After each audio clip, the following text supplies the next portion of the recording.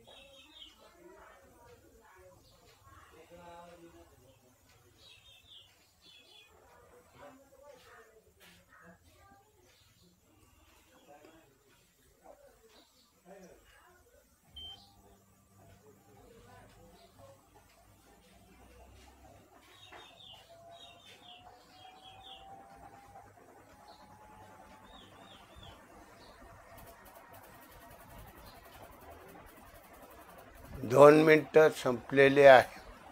त्याच पद्धतीने परमपूज्य मातोश्री राजाभाऊ मते खडकवासला यांची मातोश्री खामगावचे यशवंतराव कुदळे आणि येळणे गावातील वासुदेव घाडगे या तिन्ही जीवात्म्यास संत श्रेष्ठ ज्ञानेश्वर माऊली, जगद्गुरु तुकाराम महाराज व सर्व संत चरणी प्रार्थना करून ध्यानरूपी मौन नामस्मरणामधून 2 मिनटं भावपूर्ण श्रद्धांजली वाहू.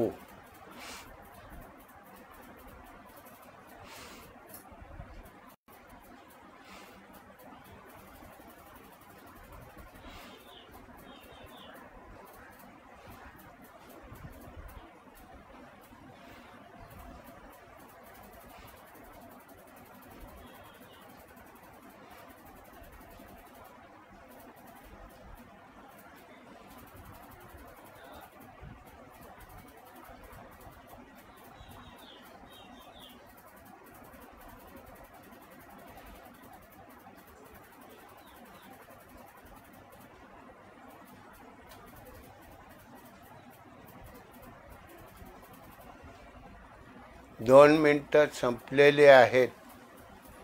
प्रार्थना पुढं म्हटली जाईल. आपण सर्वांनी पाठीमागं म्हणायची.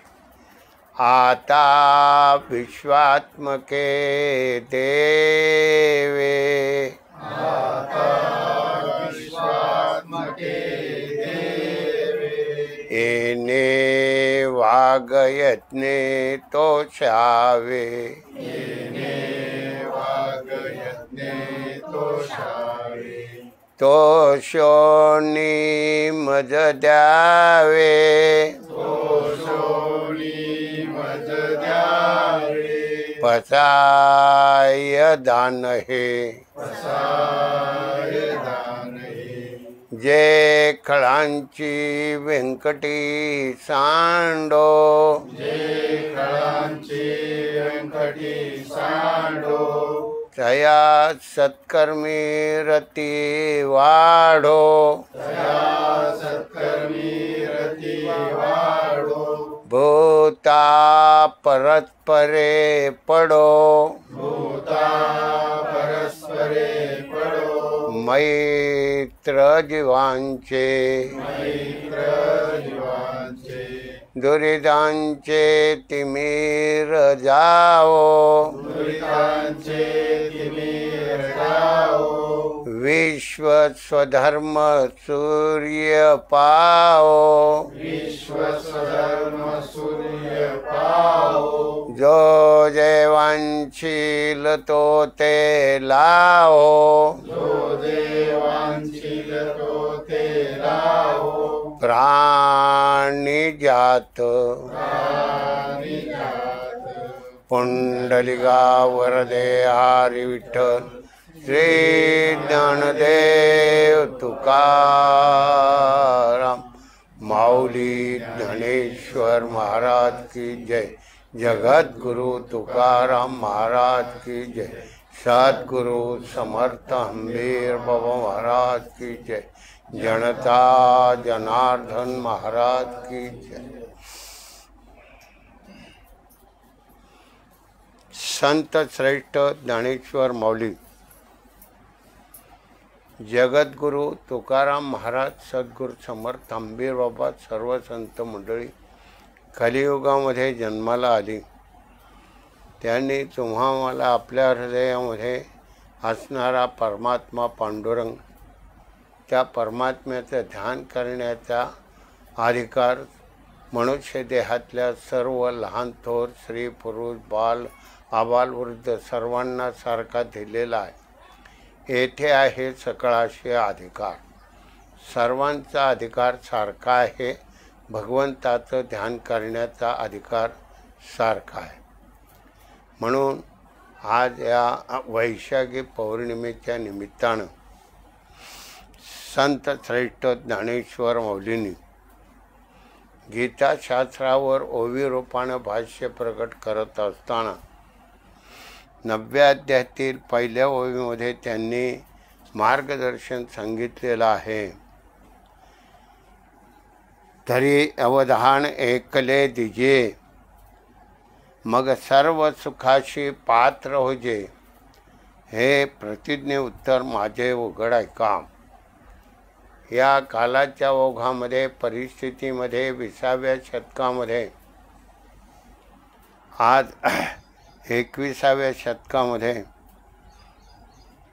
संत श्रेष्ठ ज्ञानेश्वर माऊलींनी 9व्या अध्यायातल्या पहिल्या ओवीमध्ये तुम्हा मला जे मार्गदर्शन केलेलं आहे, त्या मार्गदर्शन तत्वानुरूप सर्वांनी आचरण केलं तर आपल्या हृदयामध्ये असणारा भगवंत परमात्मा राम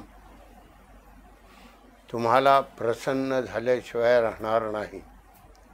म्हणून आजच्या कालाची परिस्थिती पाहता प्रत्येक माणसानं भगवंताचं नामस्मरण दिनभर प्रपंच केल्यानंतर एक क्षण भगवंताच्या नामामध्ये देण्याचं कार्य प्रत्येकाने जर केलं तर आपलं हृदय शुद्ध झाल्याशिवाय राहणार नाही। म्हणून या ठिकाणी माऊलींनी या ओवीमध्ये प्रतिपादन करताना प्रतिज्ञा केलेली आहे। हे प्रतिज्ञे उत्तर माझे उघड ऐका। प्रतिज्ञा पूर्वक त्यांनी असं उघड सांगितलेलं आहे की तरी अवधान ऐकले दिजे, मग सर्व सुखाशी पात्र होईल। सर्व सुखाला कलियुगामध्ये तुम्हा मला माणसांना, प्रत्येक माणसाला सुख प्राप्त करून घ्यायचं असेल तर माऊलींच्या ओवीप्रमाणे प्रत्येक माणसानं आपल्या 24 तासातला एक क्षण, म्हणजे एक क्षण म्हणजे एवढा लक्षपूर्वक जर केला गेला तर आपण सर्व सुखाला प्राप्त होऊ शकतो। ही माऊलींची प्रतिज्ञा आहे। 16व्या वर्षी ईश्वरी स्वरूपाचं ज्ञान प्रगट करताना ज्ञानेश्वरीच्या रूपानं 9034 ओव्यामध्ये तुम्हा मला सर्वांना मार्गदर्शन केलेलं आहे। त्यापैकी 9व्या अध्यायातली ही पहिली ओवी जर आपण आचरणात आणली तर आपल्याला सुख प्राप्त होईल। ही माऊलींची प्रतिज्ञा आहे. पण त्या अगोदर 2 पदामध्ये जे माऊलींनी प्रतिपादन केलेलं आहे ते लक्षपूर्वक आपण आचरणात आणलं पाहिजे. तरी अवधान एकले दिजे, एक लक्ष भगवंताच्या नामाकडे द्यायला सांगितलेलं आहे, बोलण्यासाठी नाही. भगवंताचं नामस्मरण करण्याचा अधिकार प्रत्येक माणसाला मातेच्या उदरामध्ये असतानाच भगवंताच्या नामाच्या पावरनं नसानसामध्ये, देहातल्या प्रत्येक नाड्या शरीरामध्ये, नसानसामध्ये नामाचा ध्वनी प्रगट केलेला आहे. आणि त्या नामाच्या पावरनं हा सप्तधातूचा जो गोळा आहे, त्या सप्तधातूच्या गोळ्यामध्ये, त्या विटाळामध्ये सुंदर देह धारण करण्याचं प्रारब्ध तुम्हा मला भगवंतानं प्राप्त करून दिलेला योग आहे. म्हणून मनुष्य जन्म कलियुगामध्ये श्रेष्ठ आहे. कारण ठाईच बैसोणी खरी एक चित्त, आवडे अनंत अळवावा, सुखे येतो नारायण. आपल्या घरी नारायण येणार आहे, आपल्या हृदयामध्ये नारायण आहे.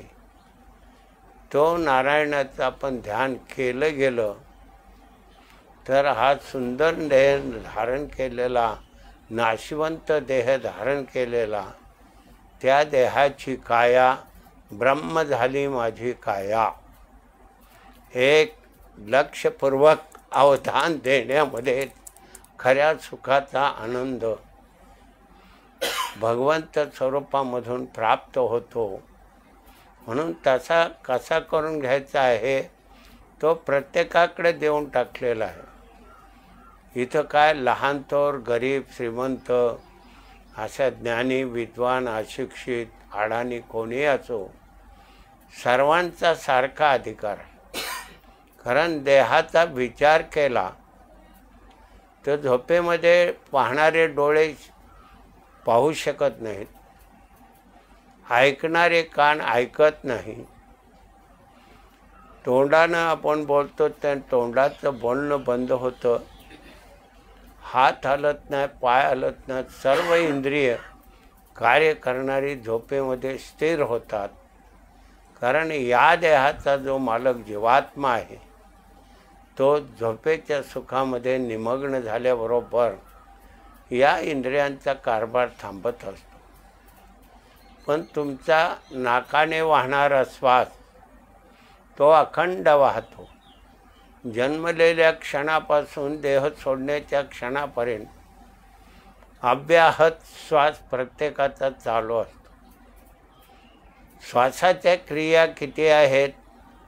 आत श्वास घेणं आणि बाहेर सोडणं, या 2 क्रिया अखंडित चालू आहे, खंड नाही.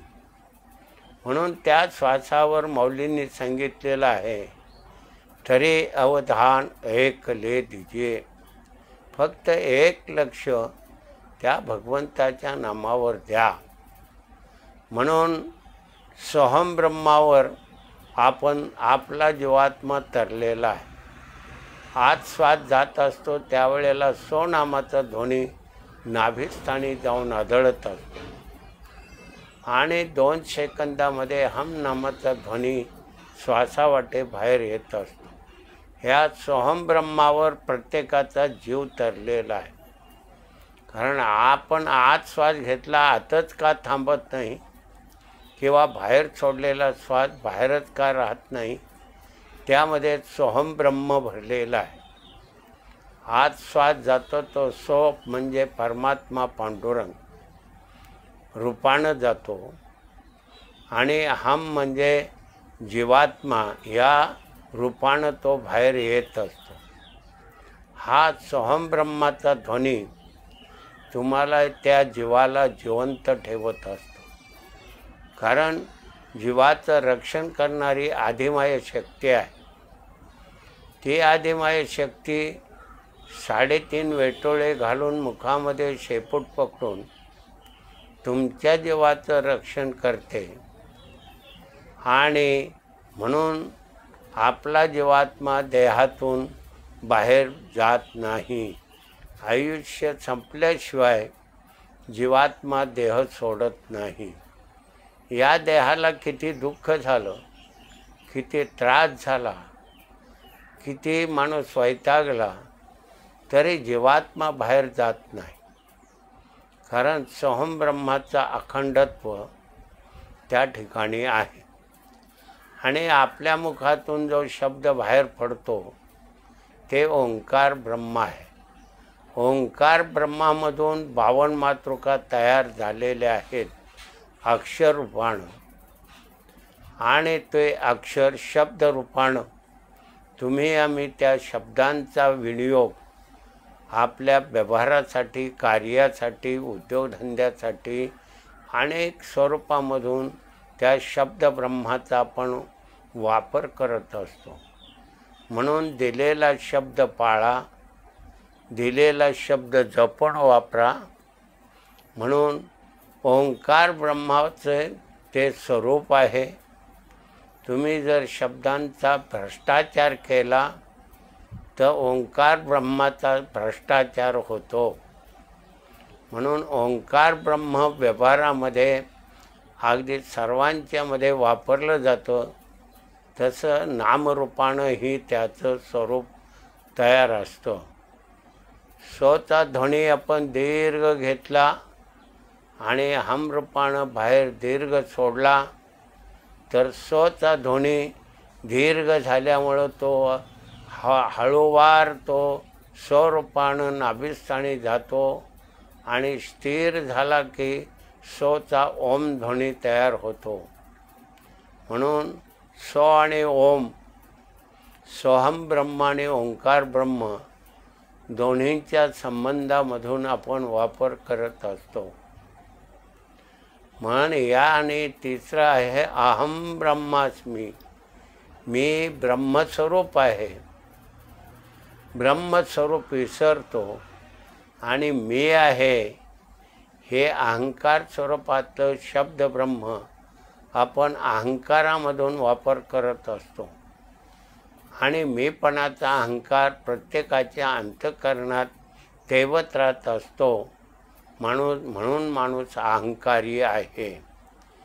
कार्य केलं, थोडं कार्य केलं तरी थोड्या कार्याचा अहंकार असतोच. म्हणून अहम ब्रह्मास्मी, ब्रह्मस्वरूप मी आहे, परंतु मी बाजूला जात नाही आणि ब्रह्मस्वरूपाचा विसर पडतो आणि मीपणाचा अहंकार आपण धारण करत असतो. म्हणून 3.5 हाताचा देह नाशिवंत आहे. त्या नाशिवंत देहामध्ये हे ब्रह्मस्वरूप जीवदशेमध्ये आहे. अविद्या पातलो जीवदशे. आपण आपल्या मनुष्य देहामध्ये जीवाची दशा करून घेतो. माझं म्हणण्यामध्ये अडकून राहतो आणि इतका अडकतो की माझेपणासाठी देहाचाही नाश करण्यापर्यंत आपली मजल जात असते.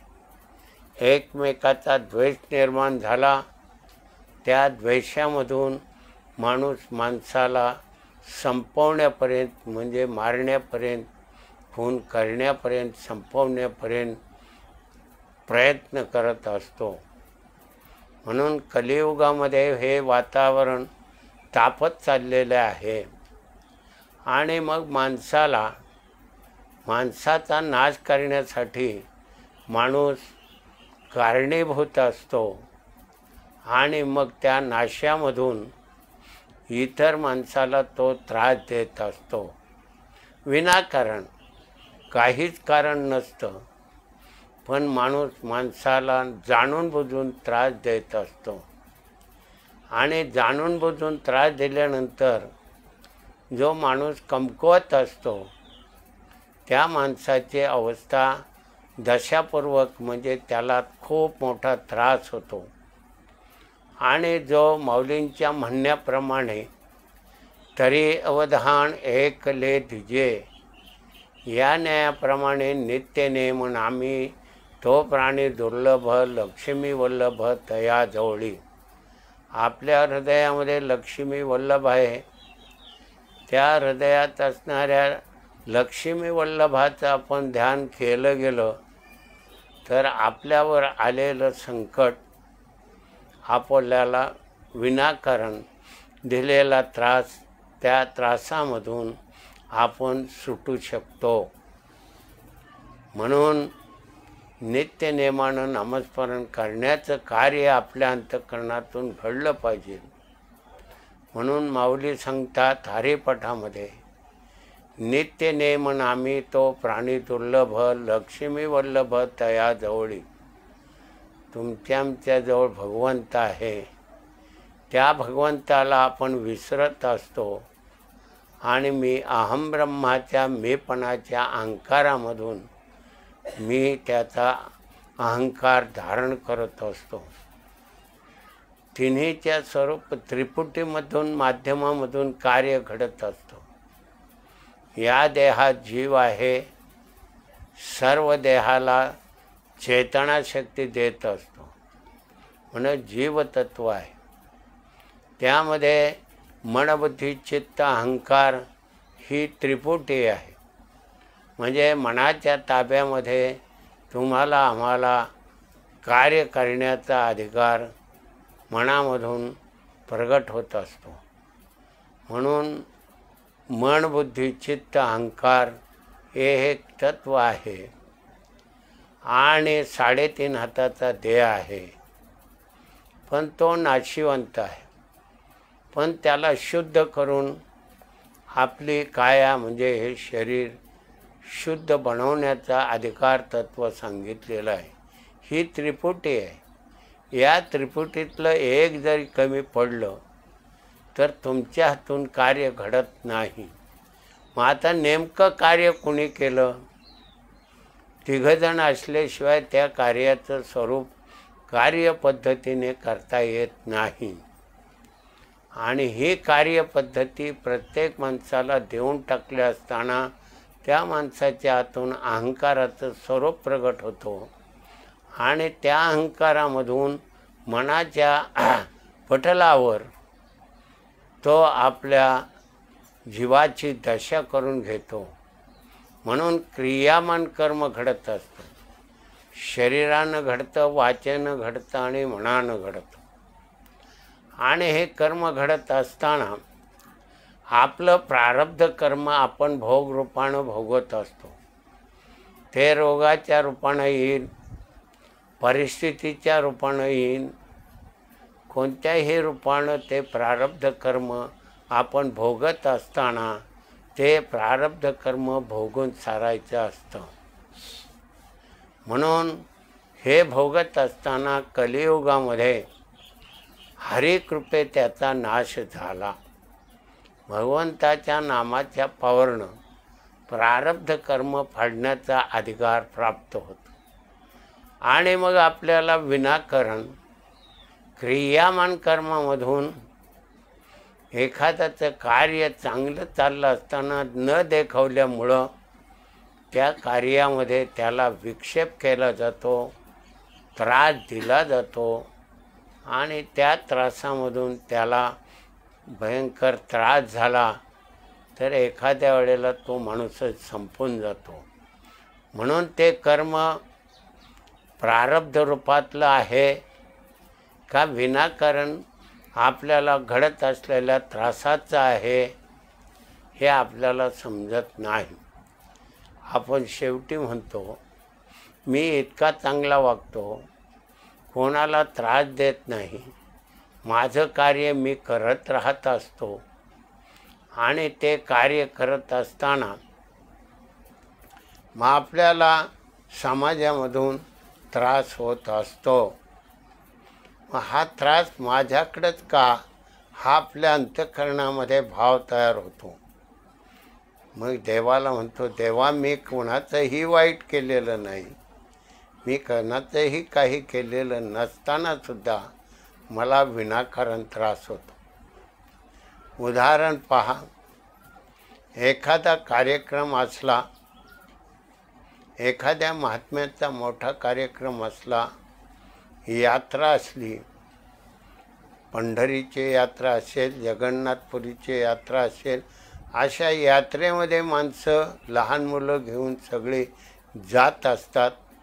आणि एवढ्या गर्दीमध्ये जर कुठं काय खटकलं गेलं तर माणसाला चेंगरून जातात. त्यावेळेला विनाकारण त्रास घडत असतो. मग आपलं प्रारब्ध कर्मानं घडलं का, हा आपल्या अंतःकरणामध्ये भाव तयार होतो. म्हणून तसं नसतं. वस्तुस्थिती, परिस्थिती आणि मग मागील प्रारब्ध कर्माचे भोग आपण भोग रूपाने भोगत असतो. जे भोग आहेत ते दुःख रूपाने भोगतो. म्हणून नामाच्या पावरनं ते सौम्य करायचे असतात. म्हणून ते नामस्मरण आपण नित्यनेमानं करण्याचा अधिकार दिलेला आहे. म्हणून कलियुगाच्या कालाच्या ओघामध्ये तुम्हाला 2.5 तासापासून 3.5 तासापर्यंत आसन विजय सांगितलेला आहे. आणि झोपेचं सुख भोगण्याचा सुद्धा अधिकार कमीत कमी 2.5 तास तर जास्तीत जास्त 3.5 तास झोप घेण्याचा अधिकार आहे. त्याच्यापेक्षा जास्त झोप घेतली ती सुखकारक नाही. झोपेच्या सुखाचा आनंद फक्त कमीत कमी 2.5 तास आणि जास्तीत जास्त 3.5 तास एवढाच झोपेचा सुखानंद म्हणजे भगवंत स्वरूपाच्या सुखाचा आनंद आपण प्रत्येकजण भोगत असतो. आणि तो आनंद भोगल्यानंतर आपली प्रकृती पुन्हा ताजीतवाणी बनते. केलेलं दिवसभर कार्य ते कष्टाचं असेल, बुद्धिमत्तेचं असेल, द्वेषात्मक स्वरूपातलं असेल, कोणाला त्रास द्यायचे असं अंतःकरणातून भाव तयार करून ते कार्य करण्याची, बुद्धिमत्तेला त्रास देण्याची, तत्वशील कार्य करण्याची जी पद्धती आहे, त्या पद्धतीमधून आम्हाला जो या ज्या जीवानं देह धारण केलेला आहे त्या मालकाला झोपेच्या सुखाच्या आनंदामधला आनंद, भगवंत स्वरूपातला आनंद अज्ञानजन्य स्वरूपामधून भोगत असताना या देहाला ताजतवानं बनण्याचा अधिकार झोपेच्या सुखामधून दिलेला आहे. म्हणून 3.5 हाताच्या देहानं जागृती अवस्थेमध्ये या देहासाठी कर्म करत असताना धन, संपत्ती, ऐश्वर, वैभव, इंद्रिय सुख अनेक गोष्टी करत असताना, चांगल्या वाईट गोष्टी करत असताना या जागृती अवस्थेच्या देहामध्ये तो 3.5 हाताच्या देहानं तो करत असतो. त्याला स्थूल देहाचं स्वरूप म्हटलेलं आहे. तो 3.5 हाताचा देह प्रत्येकाच्या हातानं आपला 3.5 हाताचा देह आहे. सूक्ष्म देहामध्ये मनाच्या पटलावर तो त्या कार्याचा उपभोग घेत असतो. आणि कारण देहामध्ये अर्ध मसुरीच्या डाळीच्या समान असणारा देह, त्या देहामध्ये जीवात्मा ज्या वेळेला झोपेच्या सुखामध्ये जाऊन पोहोचतो त्यावेळेला त्या झोपेच्या सुखाचा आनंद भोगतो आणि पुन्हा प्रकृती ताजीतवाणी बनत असते. म्हणून हा देह किती सुंदर पवित्र कलियुगामध्ये तुम्हा मला प्राप्त झाला, हे तुमच्या आमच्या जीवनातलं खरं भाग्य आहे. भाग्यवंताच्या घरी भजन पूजन, त्याची वाट पाहे रघुनंदन. म्हणून सर्व कार्य 3 देहामुळे भोगत असतो. आणि हे सगळं अज्ञान बाजूला काढण्यासाठी तरी अवधान एकले तिजे, फक्त एक लक्ष भगवंताच्या नामावर, मनाचा भाव नामामध्ये नामरूप झाला की एकाग्रता व्हायला वेळ लागत नाही. आणि हे सर्व जाणून सद्गुरू समर्थ अंबीर बाबांनी त्रिपुटी, जशी मन बुद्धी चित्त अहंकार ही त्रिपुटी आहे, मनबुद्धी चित्त ही त्रिपुटी आहे चित्तरोधामध्ये, त्या चित्तरोधाचं स्वरूप जाग्यावर ठेवून मन बुद्धी चित्तपैकी मन घेतलं, दृष्टी घेतली आणि श्वासावर लक्ष देण्याचं कार्य घेतलं, ही त्रिपुटी तयार केली. मनाचा विक्षेप झाला त्याचा आपल्याला काय परिणाम होऊ शकत नाही, पण मनाच्या परिणामामुळं आपल्याला विक्षेप तयार झाला तर आपलं नामाकडे लक्ष लागत नाही. मन आपल्याला नामापासून बाहेर पळवीत राहतं आणि मग आपलं नामस्मरण घडतं का नाही हे आपल्या अंतःकरणामध्ये विक्षिप्त भाव तयार होतो. आणि त्या भावामुळं मी अभ्यास करतोय, एवढा वेळ बसलो, मग नामस्मरण घडलं का नाही हे आपल्याला कळत नाही. म्हणून दीर्घ श्वास घेतला आणि दीर्घ सोडला, श्वासामध्ये दीर्घता तयार केली. सावकाश श्वास घेतला, सावकाश सोडला, त्या श्वासामध्ये एवढी पॉवर तयार होते की तुमच्या शरीरात ऑक्सिजन जरी कमी पडला तर दीर्घ श्वास घेतला, दीर्घ सोडला तर ऑक्सिजनची पॉवर तयार होते. म्हणून आपण श्वास दीर्घ घ्या आणि दीर्घ सोडा, श्वासावर लक्ष द्या आणि दृष्टी नासिकाग्रावर ठेवा. बहिर्निष्ठ आपलं नाकाचा शेंडा आहे त्याच्यावर दृष्टी अर्धी उघडलेली अर्धी मिटलेली ठेवली आणि दृष्टी स्थिर केली तर ती दृष्टी आपोआप मिटून भ्रुकुटीस्थानी दृष्टी स्थिर होते. म्हणून भ्रुकुटीस्थानी दृष्टी स्थिर करण्याचा त्रिपुटी सांगितलेले आहे. दृष्टी, लक्ष आणि मन. मन कुणीकडेही जाऊ द्या, पण श्वास तुमचा दीर्घ करा आणि दीर्घ सोडा.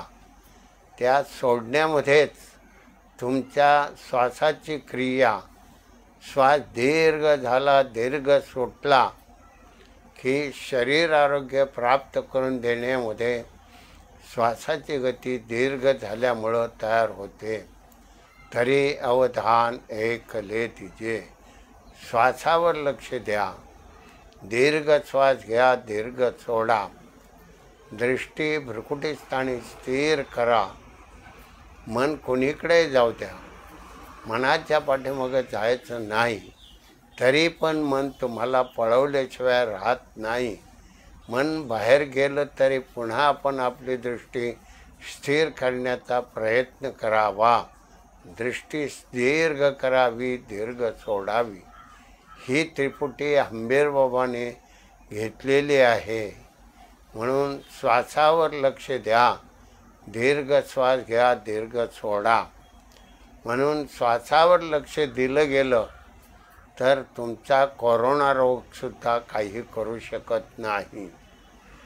ऑक्सिजन मिळत नाही, आमके कार्य होत नाही हे म्हणतपेक्षा आपल्याजवळ भगवंतानं दिलेला अधिकार, आपल्या श्वासावर अधिकार गाजवावा.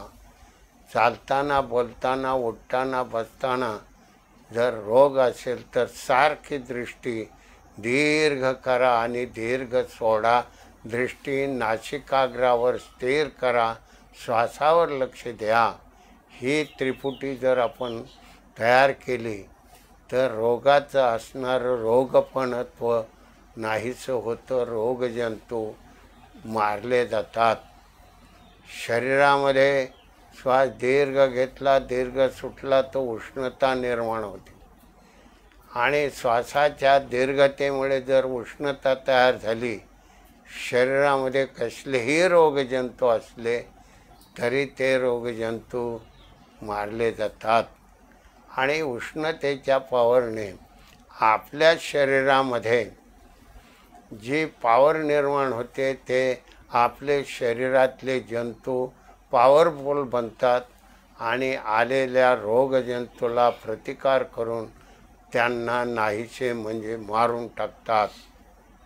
जसं जमिनीची मेहनत करणारा शेतकरी नांगरणी करत असतो, त्या जमिनीची उलथापालथ करत असतो, त्यावेळेला त्या जमिनीमध्ये तो नांगरट मशागत करत असताना त्या जमिनीमध्ये असणारे इतर त्या जमिनीला पोषक नसणारे रोग जंतू त्या ठिकाणी त्या उलथापालथीच्या उष्णतेमुळे ते रोग जंतू मारले जातात आणि त्या जमिनीमध्ये पॉवर निर्माण होऊन त्या जमिनीमध्ये असणारे जमिनीला व पिकाला पोषक असणारे जंतू पॉवरफुल बनतात.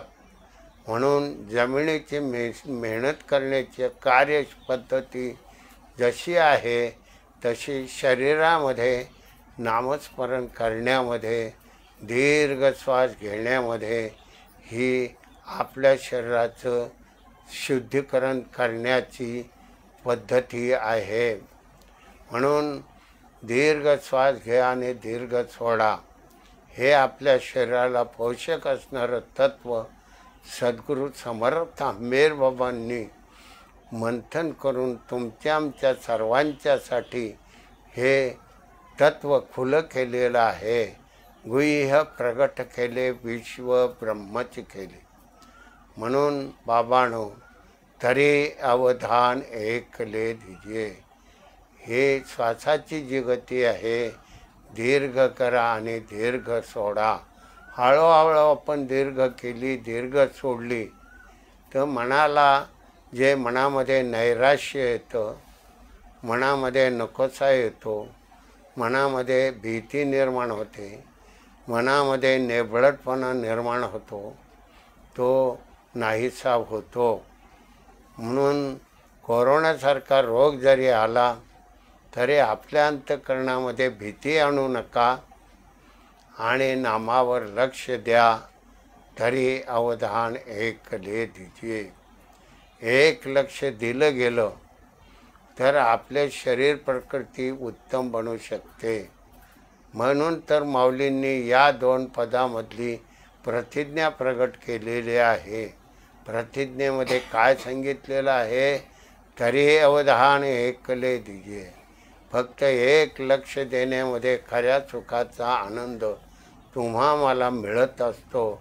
तो श्वासामध्ये दीर्घ श्वास घेतला, दीर्घ सोडला, त्या दीर्घ श्वासामध्ये मनाचा भाव नामामध्ये नामरूप झाला तर मनामध्ये धैर्य तयार होतं आणि मनामध्ये धैर्य तयार झालं तर शरीर आरोग्य प्राप्त व्हायला वेळ लागत नाही. आलेलं संकट कसं निवारण होईल याचाही तपास लागत नाही. म्हणून हे देहरूपी मायेमध्ये आपण अडकण्यापेक्षा माऊलींनी सांगितलेल्या ओवीप्रमाणे तरी अवधान ऐकले दीजिए. एक लक्षपूर्वक करत राहिला तर आपल्याला सुख प्राप्त झाल्याशिवाय राहणार नाही आणि विनाकारण आलेल्या संकटाचं निवारण आपोआप निवारण झाल्याशिवाय राहणार नाही. म्हणून बाबांनो ही माऊलींची ज्ञानेश्वरी आपण एक तरी ओवी अनुभवावी. म्हणून माऊलींच्या ज्ञानेश्वरीवर अभिप्राय प्रगट करणारे म्हणजे जवळजवळ माऊलीचे शिष्य नामदेव महाराज. कारण खेचर स्वामीचे गुरु ज्ञानेश्वर माऊली आणि नामदेव महाराजांचे गुरु खेचर स्वामी आणि त्याच नामदेव महाराजांनी माऊलींच्या ज्ञानेश्वरीवर अभिप्राय प्रगट करताना म्हटलेलं आहे, नामा म्हणे ग्रंथ श्रेष्ठ ज्ञानेश्वरी ज्ञानदेवी एक तरी ओवी अनुभवावी. ज्ञानदेवी आहे ही ज्ञानाची देवी ज्ञानेश्वरीच्या रूपानं माऊलींनी प्रगट केलेली आहे. गुह्य प्रगट केलेलं आहे. संत महात्म्यांनी गुह्य प्रगट केलं. विश्वामध्ये असणारं विश्व दर्शनत्व नामाच्या रूपानं आपल्याला प्राप्त करून देण्याचा अधिकार दिलेला आहे. म्हणून संत महात्मे नामस्मरण तुम्हाला देतात. ते विसरलेलं नामस्मरण तुम्हाला मिळाल्यानंतर संत आपणासारखे करीते तात्काळ, नाही काळ वेळ तया लागी. तुमचं विसरलेलं नामस्मरण तुम्हाला आठवण करून दिल्याबरोबर त्यांनी आपणासारखे केलेलं असतं. म्हणजे संत महात्म्याने जे नामस्मरण केलं आणि नामरूप झाले, तेच नामस्मरण आपण केलं गेलं तर आपल्याला संत बनण्याचा अधिकार प्राप्त होतो. हे संत महात्म्यांचं ज्ञानरूपी तत्व खुलं केलेलं आहे. आणि तेच भक्तीच्या रूपानं तुम्हा मला ज्ञानमय भक्तीच्या स्वरूपामधून ज्ञानाचा अनुभव घेण्याचं कार्य भक्तीच्या प्रेमरसामधून प्राप्त होतं. म्हणून जीवावर आलेली माया बाजूला झाली की आपण आपल्या आत्मस्वरूपामध्ये जाऊन मिळतो. म्हणून 13व्या अध्यायातल्या पहिल्या ओळीमध्ये माऊलींनी म्हटलेलं आहे, आत्मरूप गणेशू केली या स्मरण, सखळ विद्येचे अधिकरण, तेची वंदू श्रीचरण श्री गुरूंची. माऊलींच्या ओळीमध्ये लोकांनी फरक केलेला आहे. आत्मरूप गणेशू म्हटलेलं आहे, तिथं जयाचे केली या स्मरण. जयाचे कोणाचे? भगवंताचे. भगवंताचं स्मरण करणाऱ्याचा अधिकार आत्मस्वरूपामध्ये आहे. मग ते आत्मस्वरूप कोण आहे?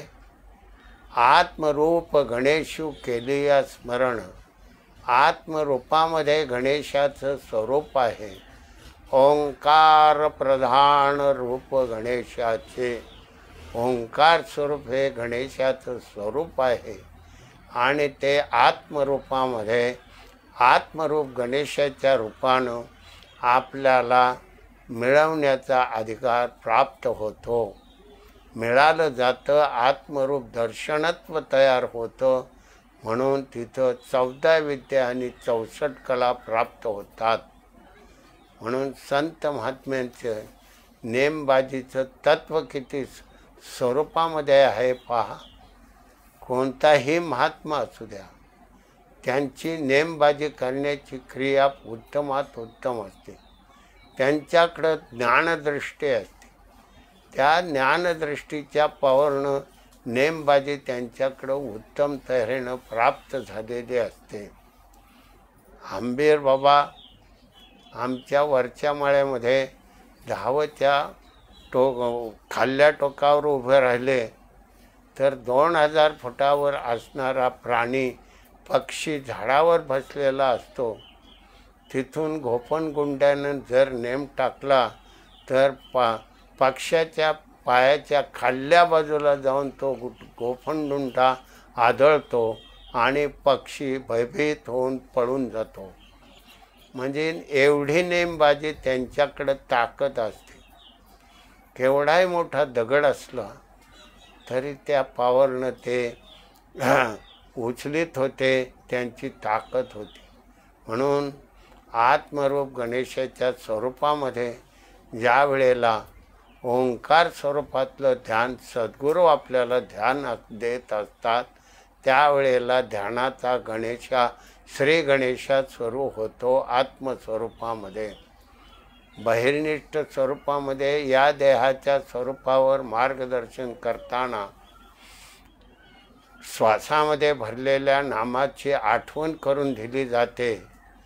त्याला आपल्या विसरलेल्या नामाचं ध्यानत्व करण्याचा या देहातला बहिर्निष्ठ स्वरूपातला अधिकार संत देतात. आणि तोच अधिकार ज्या वेळेला आत्मरूपामध्ये देतात त्यावेळेला परमगुरूच्या रूपानं ते सद्गुरू ओंकार स्वरूपाचं ध्यान करून देतात आणि परमेष्ठी स्वरूपामधून सद्गुरूंना धरोणे हात नेले मंदिराशी. सद्गुरू आपल्याला भगवंत स्वरूपामध्ये नेहून पोचवतात आणि मग उणमुणीच्या सुखात पांडुरंग भेटी. एवढी पावर आपल्याला सद्गुरू प्राप्त करून देतात. बहिनिष्ठ सद्गुरू मार्गदर्शन शब्द ब्रह्मामधून मार्गदर्शन करून विसरलेल्या नामाची आठवण परिपूर्ण स्वरूपामध्ये देत असतात. म्हणून ते नामस्मरण जे विसरलेलं आहे ते विसरलेल्या नामाचं ध्यानाची पूर्ती प्राप्त करून देतात. म्हणून त्या ध्यानाच्या स्वरूपातलं मार्गदर्शन 3.5 हाताच्या रूपानं असणारे देहरूपी सद्गुरू ते मार्गदर्शन करतात. त्याला सद्गुरू म्हटलेलं आहे. आणि गुरु प्रत्येक विषयातलं मार्गदर्शन तत्व प्रत्येकाला शिकवलं जातं ते गुरु असतात, म्हणजे मार्गदर्शन तत्व करतात. आणि ब्रह्मस्वरूपामध्ये आत्मरूपामध्ये ज्यावेळेला ओंकाराच्या स्वरूपामध्ये ध्यान प्रगट केलं जातं त्यावेळेला आत्मरूप गणेशाच्या स्वरूपामधलं ध्यान करण्याचा भक्तीच्या प्रेमाचा श्री गणेशा तयार होतो आणि मग भक्तीच्या प्रेमामधून तो भगवंत स्वरूप होत असतो आणि त्यामध्ये त्या सुखाचा आनंद तो भोगत असतो. म्हणून प्रत्येक माणसानं सद्गुरूसारखा असता पाठीराखा इतरांचा लेखा कोण करी. आपल्या मनामध्ये निश्चय असावा, निश्चय डळमळीत नसावा. जरी प्रसंग कसाही आला तरी तो नामाच्या पावरनं निवारण कसा होतो हेच आपल्याला लवकर कळणार नाही. निवारण होऊन जातो पण दुःख भोगावं लागतं विनाकारण, कारण नाही. इथं प्रारब्ध कर्माचाही संबंध नाही. प्रारब्ध कर्माने होणारे जे कार्य असतं ते कार्य तुमच्या आमच्याकडं जे आपल्याला प्रारब्ध कर्माचे भोग असतात ते भोगण्यासाठी आपण भोगत असतो. मागील जन्मामध्ये कुणी कुणाला त्रास दिला गेला, एखादा माणूस गरीब असला, निभळट असला, परिस्थितीने नाजूक असला तर त्याच्यावर अन्याय केला जातो आणि त्याला विनाकारण त्रास देऊन त्याची संपत्ती हडप केली जाते आणि त्या परिस्थितीमध्ये तो मनुष्य त्या ठिकाणी संपला जातो. संपल्यानंतर पुढील मनुष्य जन्मामध्ये तो मनुष्य तो आतिवाहिक देहाने तो भ्रमण करत राहतो आणि ज्याला आपण जे अदृश्य रूपानं त्रास देणारी शक्ती म्हणतात त्या अदृश्य रूपानं तो ज्याने त्रास दिलेला आहे तो पुढील जन्मामध्ये अदृश्य रूपानं तो त्रास देतो. म्हणजे काहींचे कार्य घडत असताना कार्य असं घडलं गेलं, ते कार्य असं आहे. नवरा बायको आणि एक मुलगा गाडी घेऊन चालले असताना त्या पुढल्या घाटामध्ये चालले असताना एक मेंढपाळ मेंढ्या घेऊन चाललेला होता. त्यानं गाडी बाजूला काढली आणि बाजूने पुढं गेला. तर पुढं 1 किलोमीटर गेल्यानंतर तोच मेंढपाळ त्याच्यासमोर आला, मेंढ्या घेऊन आला आणि अशी अवस्था झाली की गाडी चालवणाऱ्याची सगळी दृष्टी आणि ते सगळं गडबडलं गेला आणि गडबडत गेल्यानंतर अचानक भगवंताचं नामस्मरण त्या मातेला मनामध्ये तयार झालं आणि ते नामस्मरण केल्याबरोबर त्या याच्यामधून ते वाचले गेले. म्हणजे असं कार्य घडलं जातं, ते क्वचित असतं. कारण तो दिलेला त्रास, त्याला दिलेला त्रास, त्याचा वचपा काढण्यासाठी तो अतिवाहिक देहानं भ्रमणत्व करत असतो आणि त्या संधीची वाट पाहत असतो. म्हणून बाबांनो, आचार विचार करताना कोणाला त्रास देऊ नका. आपलं आहे आपलंच म्हणा, दुसऱ्याचं आपलं म्हणू नका. आणि हे त्रास देण्याचं तत्त्व प्रगट होत असतं. म्हणून बाबांनो, मनुष्य जन्म हा लाख मोलाचा आहे.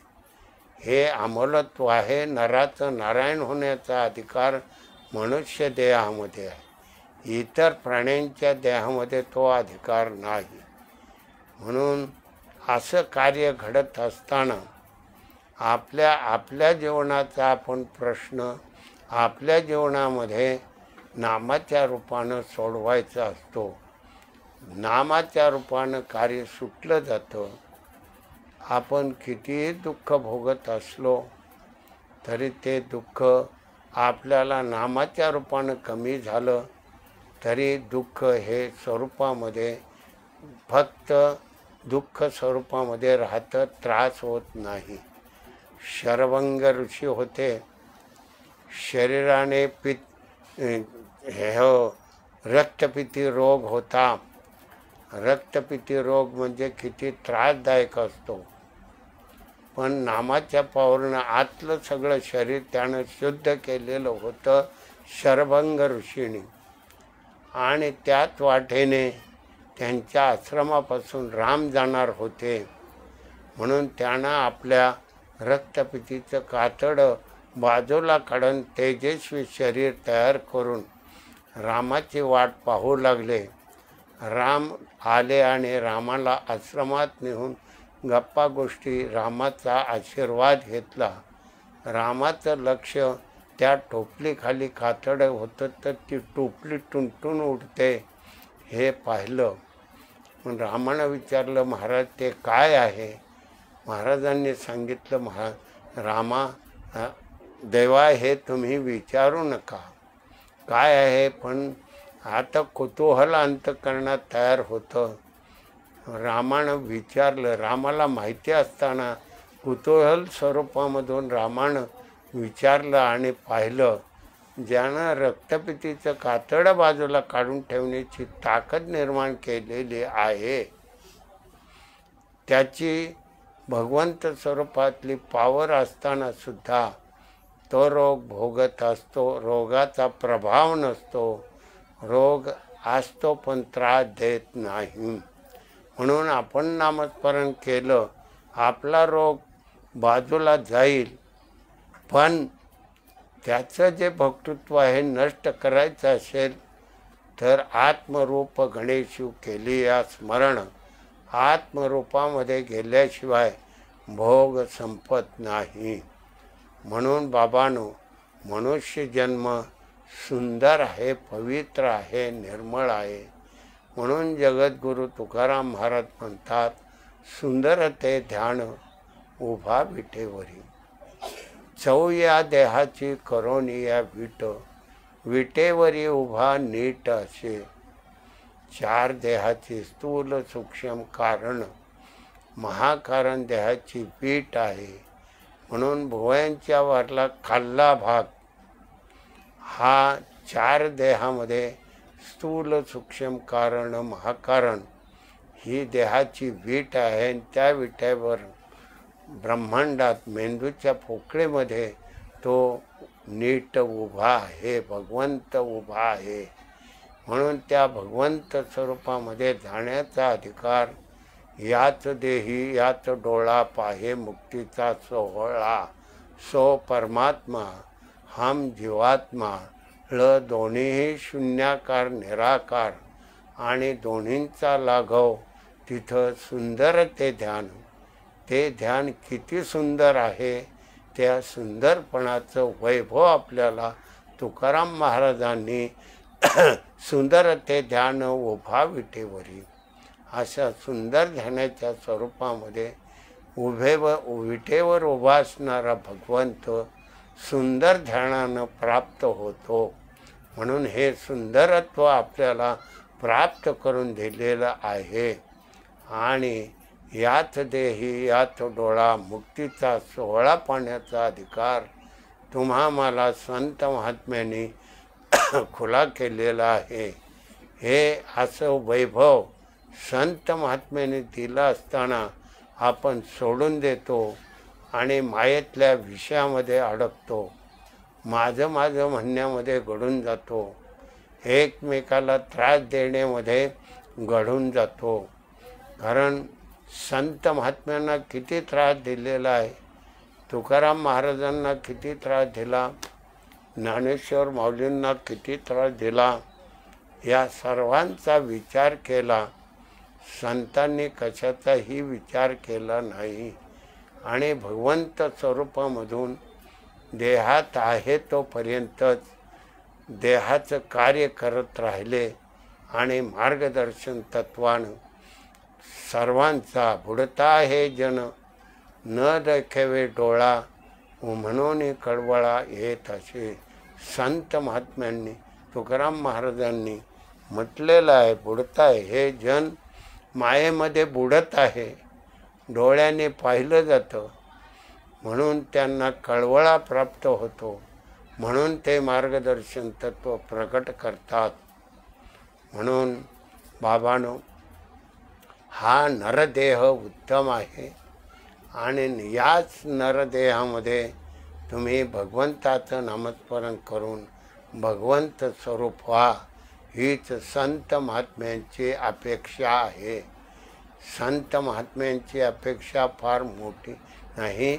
मनुष्य जन्माचं सार्थक करून घ्या आणि उत्तम पद्धतीनं नरदेह भगवंत नामाशी प्राप्त करून देण्याची संधी सोडू नका. एवढंच कर्तव्य कर्म करत राहा. म्हणजे मनुष्य जन्माचं जे अधिक जो भक्तीतला सोहळा आहे, सोहळा प्राप्त करण्यासाठी घरदार सोडायचं नाही, उद्योगधंदा मोडायचा नाही आणि धनसंपत्ती ऐश्वर इंद्रिय सुख भोगूनच भगवंताचं नामस्मरण करून भगवंत स्वरूप व्हा. ही खरी संत महात्म्यांच्या अंतःकरणातली प्रेमपूर्वक तळतळ आहे आणि कळकळही आहे. तळमळ महात्मे तुम्ही आम्ही या मनुष्य देहामध्ये मायेतल्या विषयामध्ये विनाकारण घडून गेलेला आहे. ते तत्व सोडून द्या आणि भगवंत स्वरूप व्हा. भगवंताचं नामस्मरण करत करत दिनभर प्रपंच करत देवरूप व्हा, एवढी संत महात्म्यांची विनंती आहे. म्हणून केलेली प्रवचनरूपी सेवा वेडी का वाकडी देव जाणे. आपुल्या बळे नाही मी बोलत, सखा पांडुरंग वाचा त्याची. केलेली प्रवचनरूपी सेवा तुमच्या हृदयातल्या रामाच्या चरणी अर्पण करून प्रवचनरूपी सेवेला विराम देतो. पुंडलिका वरदे हरी विठ्ठल श्री ज्ञानदेव तुकाराम माऊली ज्ञानेश्वर महाराज की जय. जगद्गुरु तुकाराम महाराज की जय. सद्गुरु समर्थ वीर बाबा महाराज की जय. जनार्दन